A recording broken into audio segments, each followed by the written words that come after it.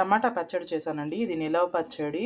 మనం కోసి ముక్కలు కోసేసి ఉప్పు పసుపు వేసి 3 రోజులు ఉంచిన తర్వాత ఇప్పుడు ఉండే ఎండలకైతే 2 రోజులు ఎండబెడితే సరిపోతుంది.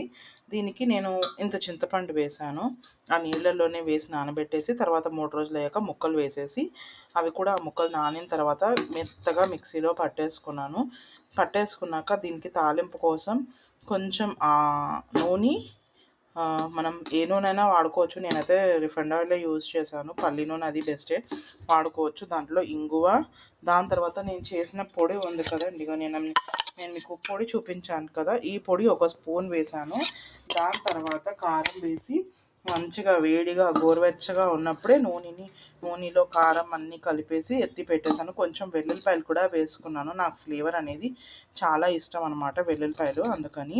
సో ఇలాగ అయ్యింది. యమ్మీగా ఉంటుంది ఇదైతేను. సో ఒకసారి మీకు ట్రై చేయండి.